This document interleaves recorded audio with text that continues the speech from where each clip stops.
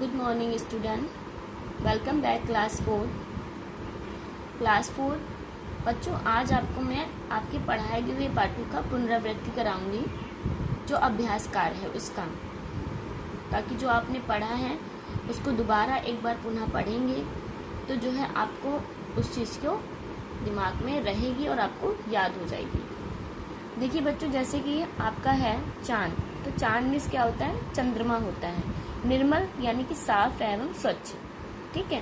नभ का आकाश, पर्वत का पहाड़, गिरी होता है। देखिए कॉमा लगा हुआ है, चाहे आप पहाड़ लिखिए चाहे आप गिरी लिखिए। इंद्रधनुष बच्चों देखिए, बारिश के मौसम में 7 रंगों से आसमान में बनने वाली धनुष की आकृति।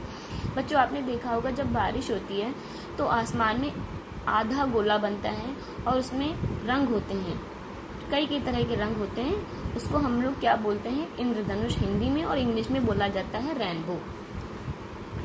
अब आता है बच्चों दिशा मिस क्या होता है? रास्ता। प्रश्न मिस सवाल होता है। जग मिस संसार होता है। हरियाली मिस हरापन या हरा रंग, ठीक है। जब सावन आता है तो हर तरफ हरियाली होती है, क्योंकि सारे पेड़ों की मिट्टियाँ जो होती है वो गंदगी धूल बह जाती है और सब पेड़ हरे हरे लगते हैं, तो उसे हरियाली ही बोलते हैं, हरापन आ जाता है। बच्चों अब देखिए हमारा आता है उत्तर दीजिए। ये मौखिक है बच्चों। मौखिक में आपसे पूछा जा सकता है कि रात में दिशा कौन दिखाता है, तो आप बोलोगे रात में दिशा चांद दिखाता है।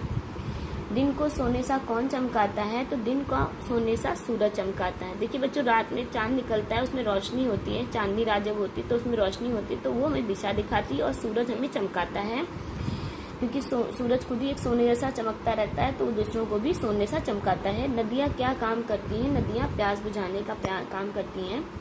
झरने कहाँ से निकलते हैं? झरने पर्वत से निकलते हैं। झरनों के पानी का स्वाद कैसा होता है? झरने के पानी का स्वाद मीठा होता है।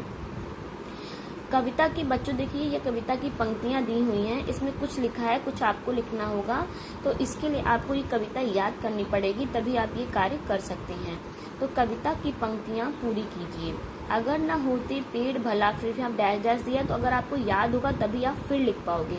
हरियाली फैलाता कौन? फिर डैश है, न होते फूल बताओ, तो अगर न होते फूल बताओ, डैश खिल खिल कर मुस्काता कौन, ठीक है।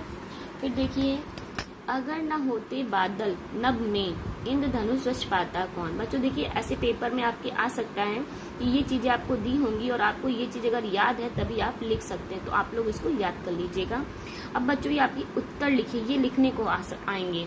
जैसे आएगा, सूरज और चांद हमारी सहायता कैसे करती हैं। तो बच्चों देखिए, सूरज हमें क्या करता है? सोने सा चमकने में हमारी सहायता करता है।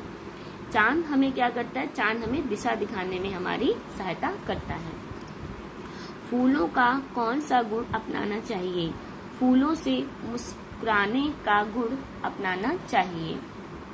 इंद्रधनुष को कौन और कहाँ रचता है? बच्चों ये प्रश्न सही समझिएगा। इंद्रधनुष को कौन? इंद्रधनुष को बादल।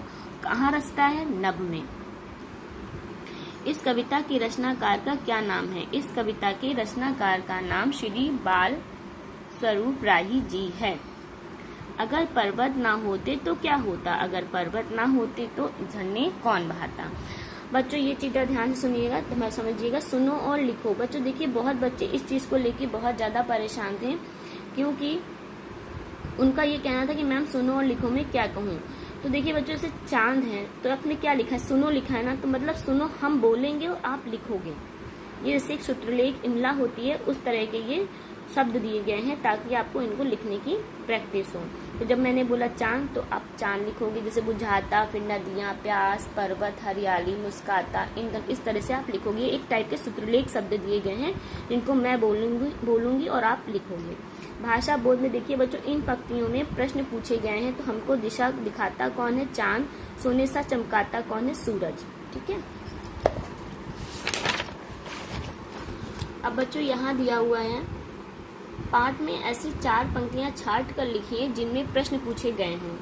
अगर न होता चांद रात में, अगर न होता सूरज। बच्चों देखिए इसमें चांद से प्रश्न पूछा गया है, आपके में सूरज से पूछा गया है, निर्मल नदियों से पूछा गया है, और पर्वत मीठे से भी पूछा गया कि झरने का जल कैसा होता है, तो पूछा गया है। तो आप देखिए बच्चों, अगर आप ये याद होगा तभी आप इनको लिख सकते हैं, तो कृपया करके आप इसे याद अवश्य कर लें और लिखने की बार बार प्रैक्टिस करें, क्योंकि पाई, मात्रा, बिंदी बहुत बच्चे गलत लिखते हैं।